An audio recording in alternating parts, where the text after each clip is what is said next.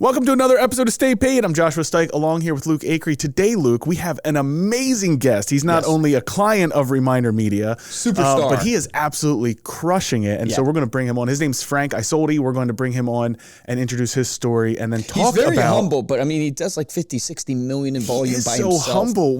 I was building the bio for his episode, and I had to like Google search to find all his accolades. He's got so many accolades in terms of being the #1 sales agent in his office for like 15 straight years, which is incredible. And he attributes it all to, and you'll have to listen to the episode to find out, but he attributes all to one thing, and it's the biggest struggle that we're hearing so much with people asking us, and my marketing struggle is revolving around this thing. And Frank really goes into how he's really used that as the pinnacle and the piece of his success as he's built his career. Yeah. Can't wait for you guys to hear this. It's exciting too, because we have some clients that we interview, but not nearly all the interviews that we do our clients, believe it or not. Now, we want them to be all clients, but Frank has been a super client of ours. I mean, like almost 20 years, I think it is, that he's been, almost since the beginning. Well, the American Lifestyle, first mailing was July of 2004. Yeah. And then we introduced Start Healthy magazine about 2.5 years ago. Yes, because we just had our 2-year anniversary in November.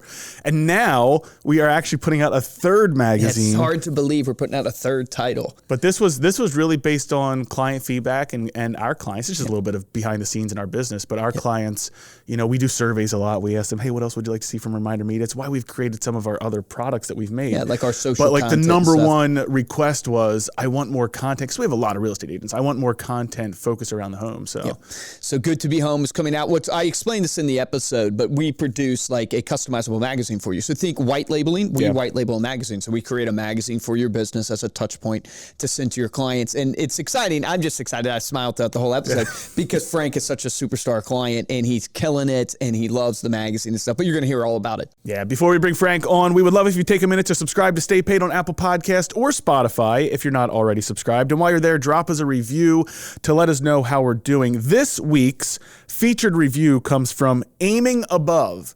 So via Apple Podcast, Aiming Above says, great motivational podcast with actionable advice, rates it 5 stars.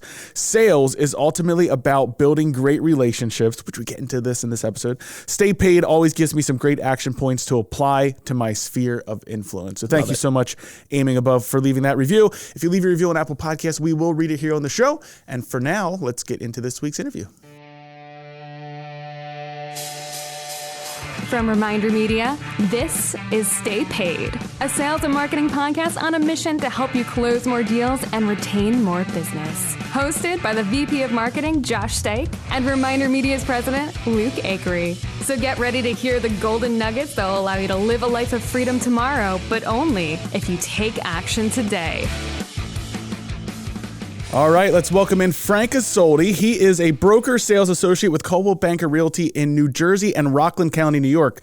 With over 30 years of real estate experience, Frank has been recognized as the #1 sales associate in the company for 15 consecutive years and has earned New Jersey Realtors Circle of Excellence Sales Award. Say that 5 times fast. Circle of Excellence Sales Award. At the uppermost platinum level every single year from 2003 to 2020. Frank attributes his success to consistently being in front of his audience and his farm, as well as the expertise that he holds in the marketing of luxury homes. Frank, welcome to the podcast. Thanks so much for being here.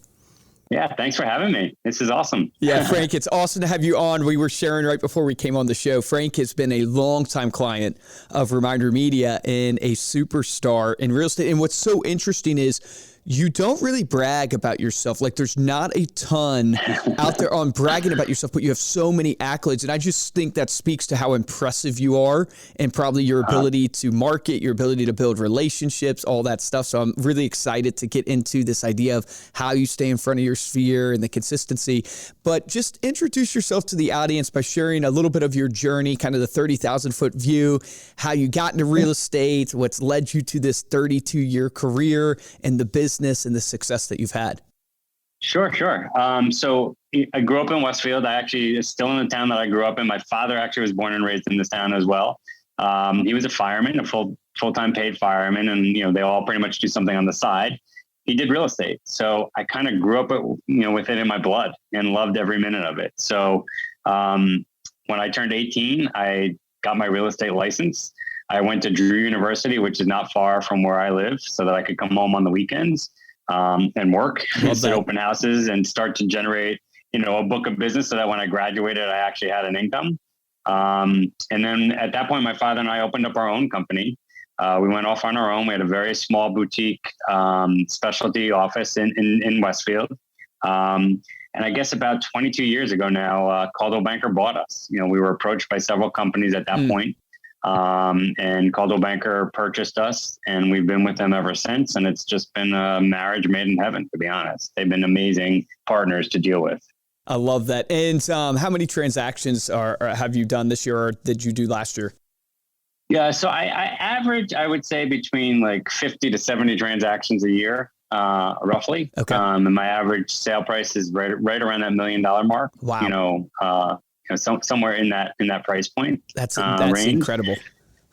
This year is on an incredible pace. I don't know if it's sustainable, but we have just from January 1st, we have just gone nonstop here. Are you solo, or you have a team? I'm a solo. So I do have a full-time client concierge that is my lifeline. I could not do anything without her. So she handles all the back-end stuff, all the admin stuff. I do have an amazing photographer. I have cleaning service. I have a stager consultant. And then I also have somebody that I hire who's kind of like a social media manager, but does more than that for me. Well, also he's more like a branding manager, I should say. Love that. He'll shoot video content. Yeah, he'll shoot video content for me. He'll make sure that my ads are all consistent, changing up the logos here and there every once in a while, just keeping things fresh and young and current. We were printing a magazine, actually, in addition, like a small indie magazine that was kind of like a complimentary magazine to your magazine, which was great. Yeah. But then COVID hit, and that kind of changed. That was something that you could only pick up in like a local store. And then I basically, supported all the local restaurants and stores. Oh, that's awesome. Yeah, it's gone digital now. But that kind of circles back right into you guys and, the product that you deliver, which I've been now using, I think, in excess of 20 years. I mean, it's been a long time. Now, you've been such a long-term client. It's amazing. I think it speaks to this whole topic of consistency. Like, it's so interesting for the listeners who maybe don't know what Josh and I do, is we produce marketing pieces, but our flagship and most popular piece that got us started is a customizable magazine. So we have a 48-page coffee table magazine that we make for businesses. Frank is one of our long-term clients that sends it out to his sphere, to his database to keep him top of mind. And the reason why I share it is because I want to talk about it a little bit as we transition into consistency, is the number one thing that causes agents to cancel our product. And I think this is a good, I want to pick your brain on this, is they go, I've been sending it out. People love it, but I don't get anything from it. Yeah. Right? Like I hear that all the time, to a point where it's just like a lot of times really frustrating. It's like I literally go, hey, well, what did your people think of it? Oh, they loved it. They raved about it. They made the recipes. They told me about it. But I can't track any business from it. I don't know if I got anything from it. And it's trying to explain to people, look, you have to market, yes, for the short term because you need money and you need transactions, but it's got to be focused on the long-term relationship. What are your thoughts on that? I agree 1,000%. I mean, so a lot of, I'll speak to a lot of young agents as they come into the office. I'm obviously the old timer now. I've been doing this 32 years. So as they come in, a lot of them want to just pick your brain. How'd you get started? What works for you? What doesn't work for you? What I basically tell them, what works for me may not work for you. Just because I do it and it's successful on my side, you've got to try things out. And you kind of hit something on the head. You can't do it for a year. Sending the magazine out for 1 year, may not generate the ROI that you're looking for, but I guarantee you year 5 through 10 and then beyond, it's just a no-brainer. You guys make it so easy. It's such a polished, beautiful piece. And everybody loves the recipes. I send it to like my family and they're like, oh, we made this recipe this week, that recipe the next week. I mean, it's amazing. And it's got a great opportunity for an advertising space on the back, if people are into that, I use that personally, for my own marketing. But I know a lot of people will bring in a mortgage rep or somebody else, to partner up with them. And I mean, I think it's a great idea. Every state's a little different as to what you can and can't do. But I think the key is you have to be consistent. So not only do I send that out to the same farm that I started with 20 something years ago, I've obviously, my business expanded, I had wherewithal to spend more money. So I expanded the farm.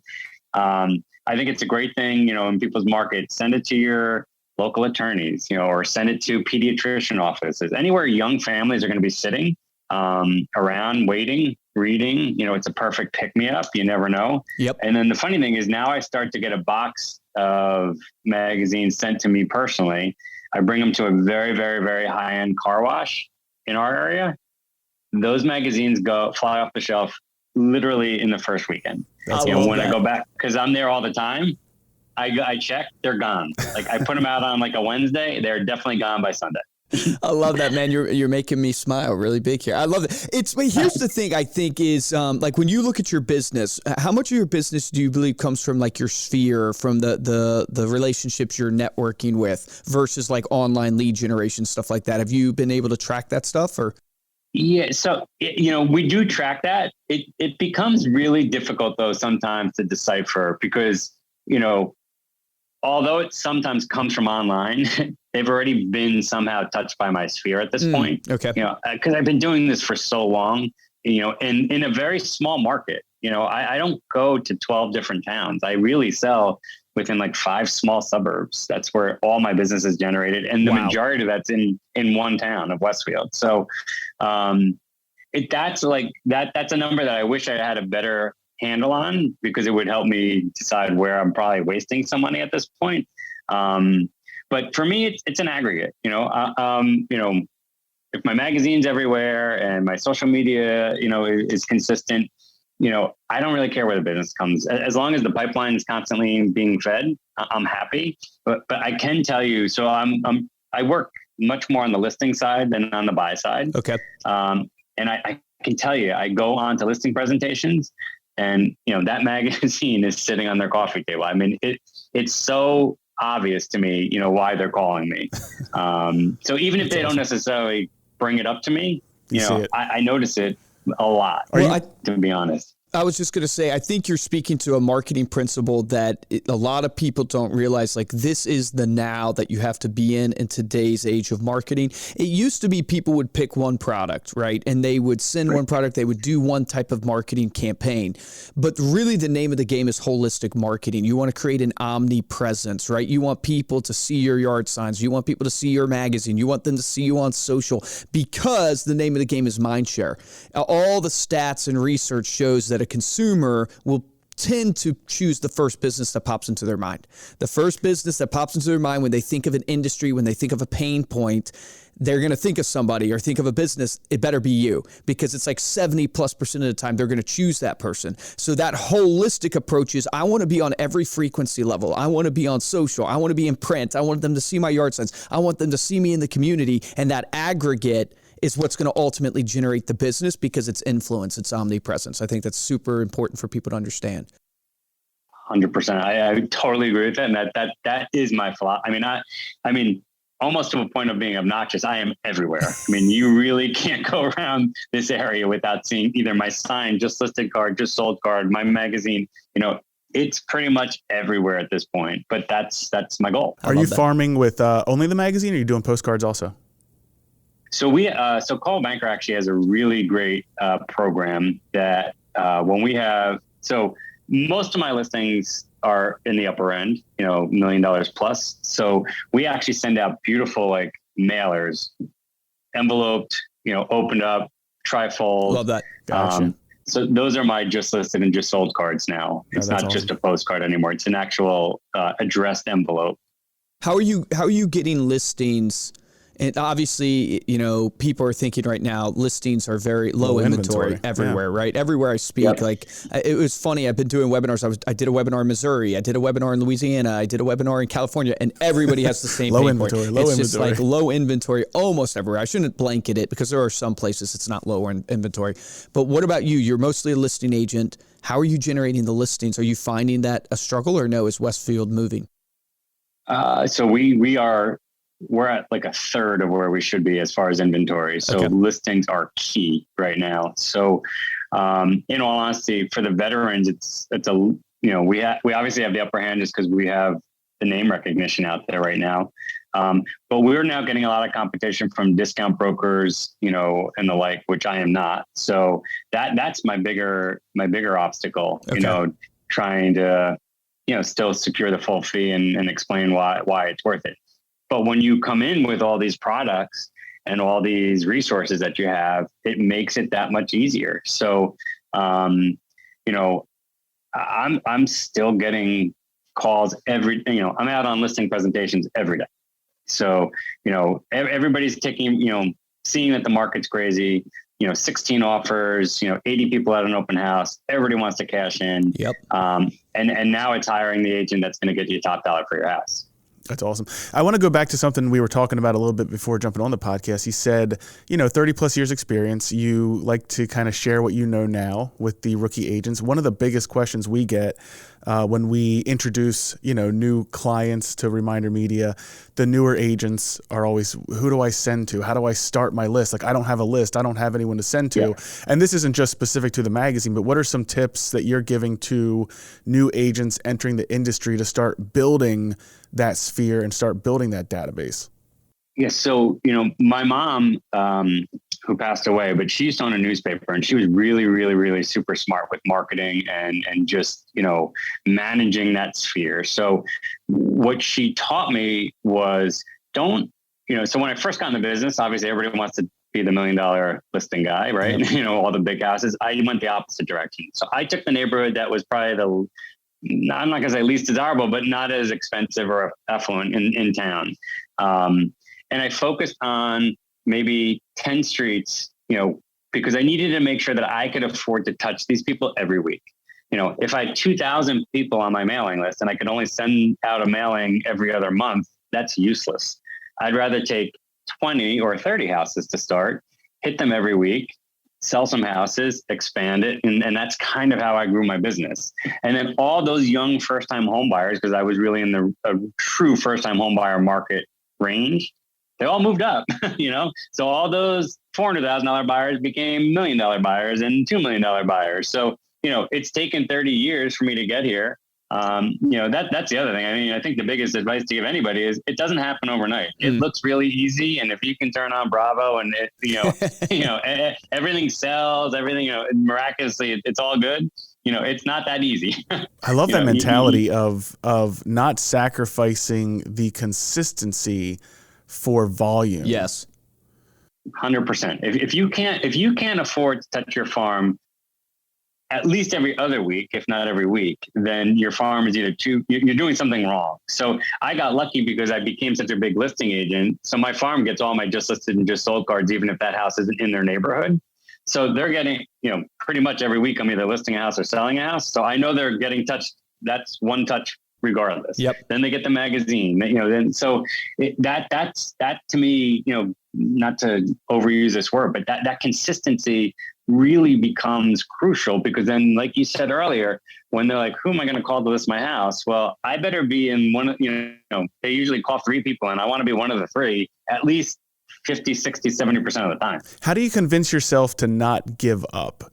Like, if you're not getting the immediate results, or is it just pure discipline, or did you just start seeing enough results where you never got to that point? Have you ever gotten to that point where this isn't working? Yeah, absolutely. And you second guess a lot of what you're doing often. But I just kept reinforcing in my mind that none of this stuff happens overnight. None of the successful people that, we, idolize got successful overnight. The young golfer, has probably been playing golf since he was 2 years old. The tennis player probably picked up a racket when they were 3. we don't see that. You think, oh my God, here's an 18-year-old that's crushing it on the tennis court. Well, you didn't look at the prior 18 years. It's the same thing it's the same thing in business. The other thing is you got to work harder than everybody else. I worked still do worked every weekend. My friends were all, Sundays watching the football game. I was out at open houses and showing houses, that's just unfortunately part of the sacrifice, and it does pay off eventually.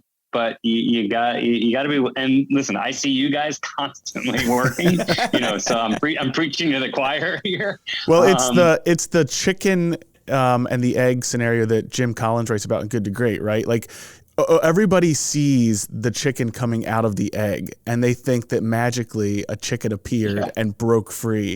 They don't see everything that goes into incubating and growing that chicken inside the egg. You can't see through that shell. Yeah, it's so true.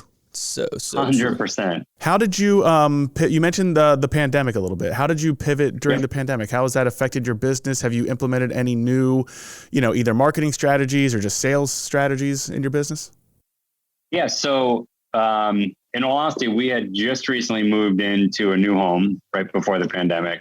I said to my partner at that time, we might have to sell, I may never sell another, I had no idea what was going to be thrown at us. I was like, we may have to sell this house and scale down, because this could all come to a crashing end. New Jersey made us, essential employees very early on. We haven't stopped working since March. It was great. It was the absolute opposite of what I had anticipated. So many people. So keeping in mind, we're very close to Manhattan. So everybody from New York, Jersey City, Hoboken, that were tied up in these little apartments who no longer could go to the park and school, they wanted out at any cost. So anything that you could, you just had to get a listing. And it was chaos. From a business standpoint, I learned to become much more comfortable in front of a camera. I did more video. We did FaceTime showings. We weren't a market where we were really selling stuff virtually. We would FaceTime, and then if they loved it, they would still come out. Gotcha. And then ironically, I partnered up with Waze, because the other thing we noticed on the weekend, well, not even on the weekends, there were 1,000 people walking up and down our suburban blocks, and there were more New York plates in Westfield than there were New Jersey plates. And I thought to myself, these people are all out here looking for a house. They're just walking around looking for a neighborhood. So now if you have Waze on and you pass one of my listings, it pops up and you click it and you do a virtual walkthrough. Oh, wow. And it was so cool because that's what everybody was doing. They were literally just meandering around these neighborhoods trying to find a house for sale. And that's brilliant. What I realized is I could also put all my exclusives in there.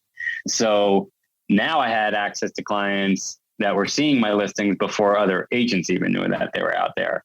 And so that was probably the funnest, coolest thing that I figured out during the pandemic. I'm still doing it. That's awesome. Talk about return on investment. We'll see how that plays out. It's only a year in. I can't tell you that I sold any houses from it, but I can tell you all the buyers think it's super cool and my sellers love it. So, if that gets me another listing, then it's okay. Yeah, what a great thing to add to your listing presentation, that, I also advertise on Waze for all these New Yorkers coming out looking for a place. I mean, that is incredible to say. I love that. I love that. So as you look towards the next phase, right? One of the questions I really like to ask now successful people is, you probably have a pain point, a struggle happening right now to you. What's holding you back and your business back from hitting that next level? What does that next level look like for you? Is it a transition out? Is it growing it to the next level and doing 100 deals per year, not 60? What's that next level for you? Yeah. So I guess the big question and, the approach that's always coming at me at this point is, do you want to start one of these mega teams? Tom Ferry and those guys, it's all about the team. My father and I owned a boutique office. I felt like I ran a team, when I left to go to Call Banker. It was like a breath of fresh air not to be managing people again. I know the feeling.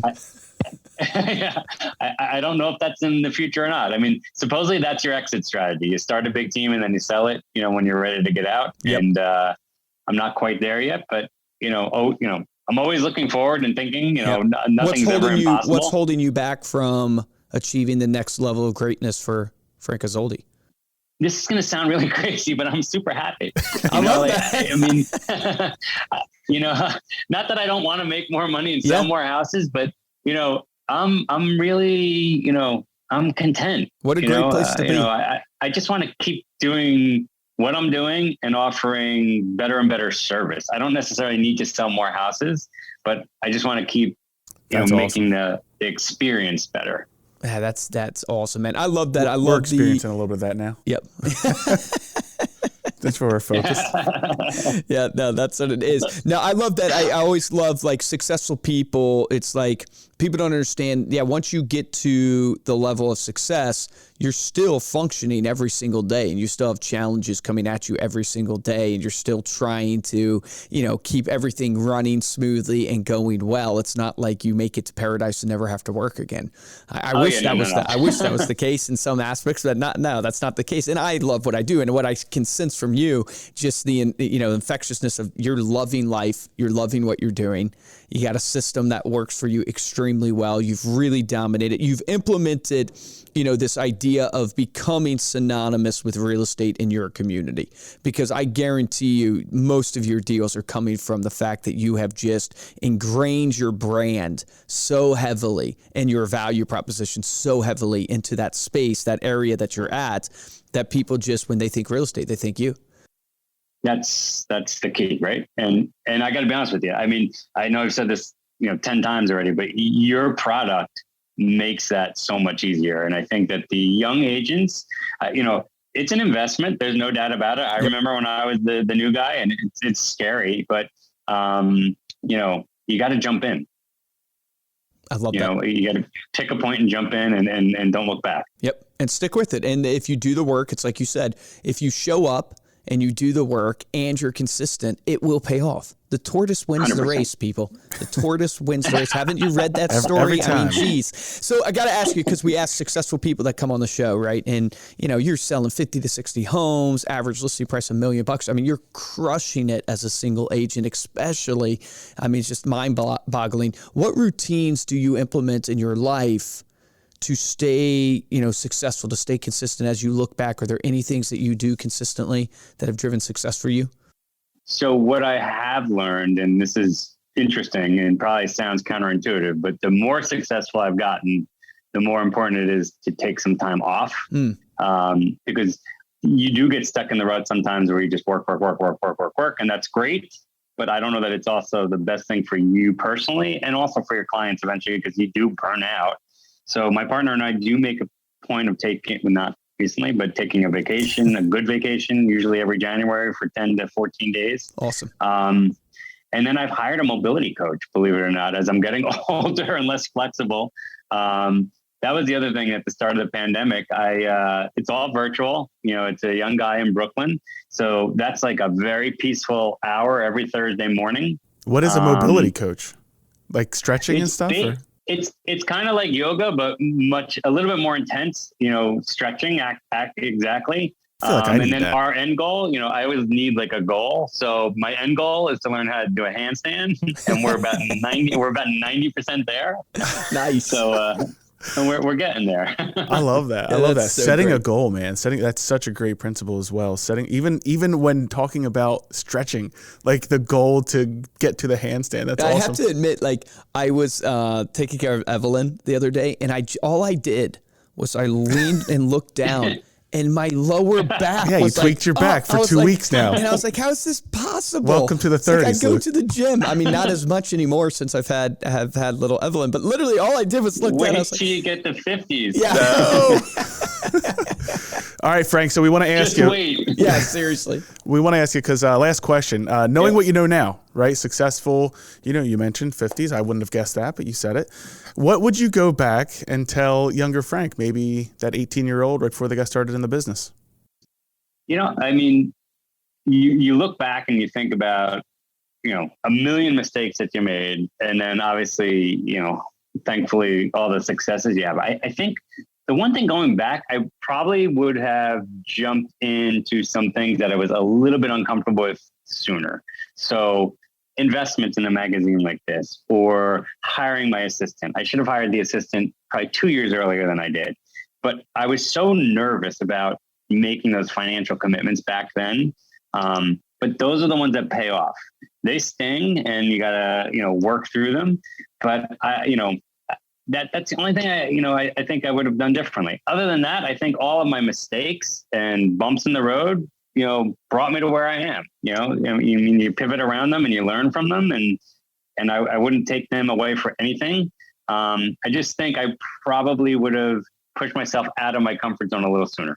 Yeah, I think the idea of taking action, and like most people know what to do. It's just actually doing it. Yeah. You just have to move. You have to take action, which is a tagline. It's the head knowledge to the heart knowledge. Yeah. Heart knowledge is what gets you to move. Frank, thank you so much for being here. Really appreciate it, man. What a great story. What a great advice to all of the other agents and young agents that might be listening to this podcast. Before we close out, let people know how they can connect with you. Yeah. So my website is theisoldicollection.com. And you can find me on Instagram at Frank the Isoldi. All right, Frank, thanks again for being here. Thank you all so much for listening.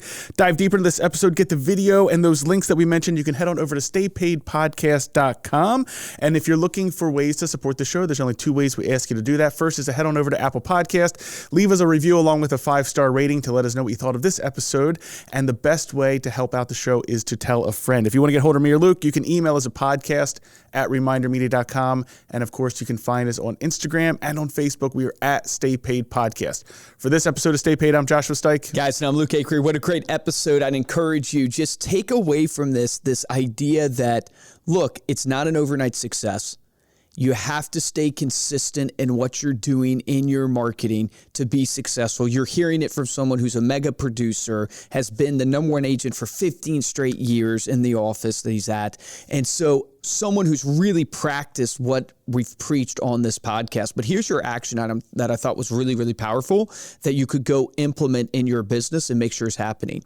Frank let us know that if you're not at least touching base with your sphere, with your farm, that database, every other week, you are missing out. So even the action item of going, hey, reduce your size so you can be in front of them every other week versus being in front of them only every quarter or once every 2 months or something like that, it's not enough. I thought that was a great action item to go and look at your marketing and go, am I touching my database, my sphere, my farm every other week? And if I can do it weekly with value. It's going to be a difference maker in building your brand, staying consistent in front of those people to generate the results you want. Remember this, the difference between a top producer and a mediocre producer in every single business is top producers take action. Take action on that today.